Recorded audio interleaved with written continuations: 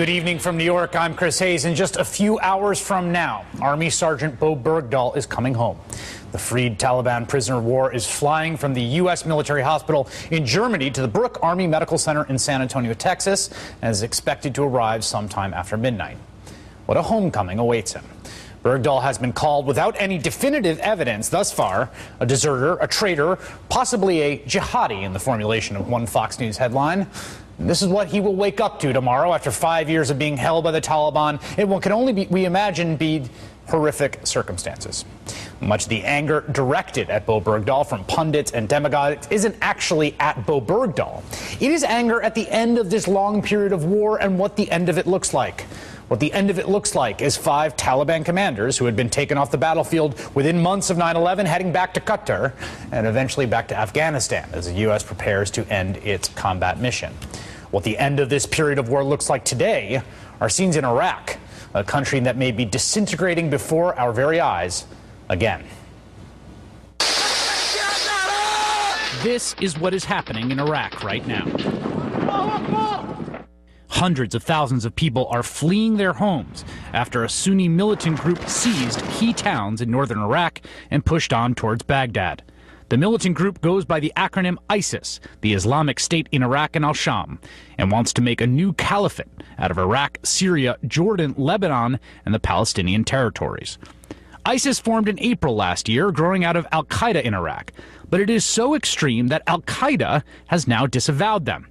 The group, which claims to have militants from all around the world in its ranks, including from the U.S. and Europe, has had great military success in Syria, and now in Iraq too. In January, they seized the town of Fallujah, the site of some of the most brutal fighting between American forces and insurgents in 2004. Then, on Tuesday, Iraq's second largest city, Mosul, which fell to American forces within months of the 2003 invasion, also surrendered to ISIS. 2 divisions of Iraqi soldiers, around 30,000 men, fled, abandoning their weapons and uniforms when just 800 insurgents overran the city. ISIS then imposed a harsh legal code in Mosul, telling women to wear wide clothes and only step outside if absolutely necessary. Fighters have looted millions of dollars in military equipment across the north, prompting desperate measures from the Iraqi government. Today, the Iraqi Air Force bombed what appeared to be their own bases and aircraft hangars in Mosul in what seems to be a scorched earth policy. To the north, the Iraqi army has deserted the town of Kirkuk and Kurdish forces have taken over. While to the south, ISIS fighters occupied parts of the oil refining town of Baji and rode into Saddam Hussein's hometown of Tikrit, seizing that as well. Now, they are pushing on to Baghdad. March to Baghdad al-Rashid, the Baghdad of the Caliphate. We have a score to settle, for there is an old balance with it, and we must make it even. In Baghdad, Shiite Muslims are lining up to join the army, while the Shiite-led government is asking for U.S. help. In Washington, President Obama left on the table the potential of airstrikes against ISIS. I don't rule out anything, because we do have a stake in making sure that these jihadists are not getting a permanent foothold in either Iraq or Syria, for that matter. Vice President Biden spoke on the phone with Iraqi Prime Minister Nouri al-Maliki this morning to express solidarity with Iraq, and Secretary of State Kerry promised the U.S. is taking action. We are deeply concerned about what is happening in Iraq, and we are not concerned and waiting. But the assurances from the White House are not enough for Republicans. But it's not like we haven't seen over the last 5 or 6 months these terrorists moving in, taking control of western Iraq. Now they've taken control of Mosul. They're 100 miles from Baghdad. And what's the president doing? Taking a nap. 11 years after President Bush took the nation to war in Iraq, the chaos in that country and the region that many warned of now seems all too real. Joining me now, NBC News foreign correspondent Ayman Mohaldin. And Ayman, can you tell us who ISIS is and how they have become so apparently fearsome and strong over the last several months? Sure. I mean, certainly ISIS is a group that was, as you mentioned in that report, founded late last year after they broke away from al-Qaeda. Now, there are several components to the group itself. One of its largest components have been former Iraqi army members, soldiers, members of the Sunni Arab community inside Iraq itself. They have been able, over the course of the last year or so, grown their ranks, grown their numbers by tapping into social resentment in the Sunni Arab communities of the western part of the country, and that has allowed them to grow. But they now also have, in addition to that, foreign fighters that have come in by the hundreds and have joined their ranks. We've seen documentations as well as heard from fighters that have come from Europe, including places like Chechnya, Central Asia, as well as North Africa. So they also have that, but their numbers are predominantly made up of the Sunni Arab community that inhabits both the western part of Iraq as well as the Syrian population, the Sunni Arab Syrian population. So those are the ones that really make the rank and file of ISIS. So what is next here? They now control Mosul, they control Tikrit, they are marching towards Baghdad. I guess the first question is, are they capable of taking Baghdad? Well, the short answer to that really is no. To take control of Baghdad would be extremely difficult. They don't have the numbers. Keep in mind, ISIS is about 3,000 to about 5,000, maybe as many as 8,000. To really try to take a city in the millions and to control it would be very difficult, given the fact that it is the central power of not only the Iraqi government, but also some of the more dominant Shia militias who really want to confront ISIS. Now, what is ISIS capable of doing in the coming months? They can certainly hold on to some of the territory they have because they do have a groundswell of support among those populations, but they could certainly drag Iraq into a full-blown confrontation in sectarian warfare. We're not there just yet. This is still a bit of a political crisis, but ISIS wants to confront the Shia population of Iraq in a full-on battle so that it can then turn around and recruit more Sunni Arabs across the Arab world. This is something that they've been propagating for the last several years, and they now want to fulfill that fight and try to pitch this fight as a fight between Shias in Iraq and Iran, as well as the Sunni Arabs across the region. It's been their MO for the past several months. And it seems the Maliki government, in being as harsh and brutal as they have been towards Sunni populations and Sunni dissidents and even peaceful Sunni protests, have played into ISIS's hands. Can the Maliki government do anything militarily here without further alienating precisely those parts of the population they need to bring back into the fold to build some kind of unified state?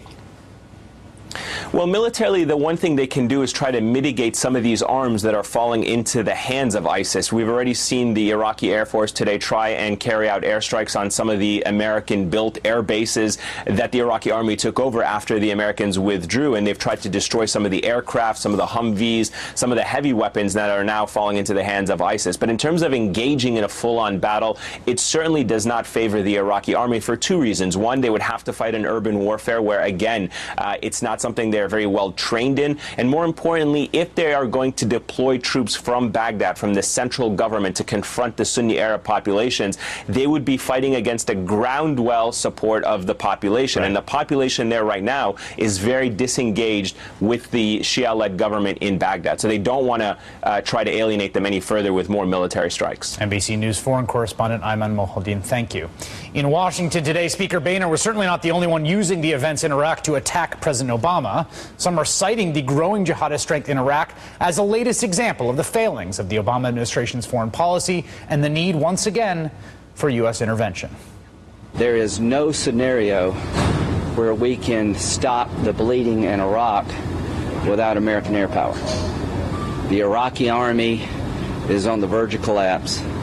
I would urge the administration to get all of our people out now. I think the people in the ISIS have as part of their agenda to attack our homeland.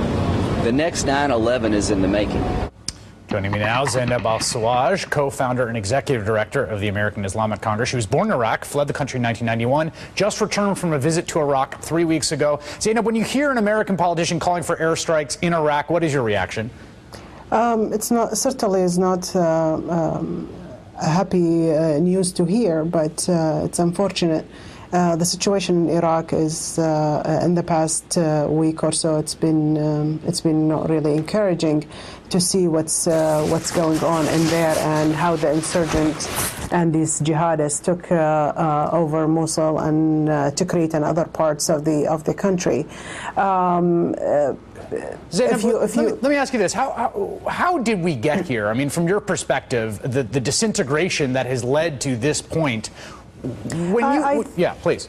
I think the situation is with the government, how the government was weak, not being able to include everyone under the umbrella. Even though the Sunni population in Iraq, they voted, they had seats in the parliament. I mean, the head of the parliament is a Sunni Arab from Mosul, and but there are a lot of negotiations and there are a lot of problems also, and these kind of problems led to the situation where we are right now, where the Al-Qaeda and these jihadists took advantage of and came to Iraq to fight that, what they call it, a war or a jihad against the Shiites, and they portray it as a fight, Sunni-Shia fight. Having been there recently, how intense is the feeling of sectarian division in the country right now between the Sunni minority and the Shia majority? It depends where you are in the country. In the urban cities, you don't hear much about it, but in certain areas that's been tense or been neglected, you hear a lot about that. Also, in which group you belong to. If you belong to a certain political group or certain political party, then you certainly people align themselves with these political parties. That's always sectarian, or depends on which sect that they are from. On a daily basis, you see life is normal, but you see a lot of also suffering. Depends which area you are in, whether you are Sunni or a Shiite. Do you, just to be clear, the origin of the group that is now terrorizing much of Iraq, ISIS, they were formed in the cauldron of violence and chaos that was the American occupation in the country. I mean, they did not exist before the American invasion and occupation happened. Well, they used to have roots in Iraq, and but after the fall of Saddam's regime, their tactics have changed.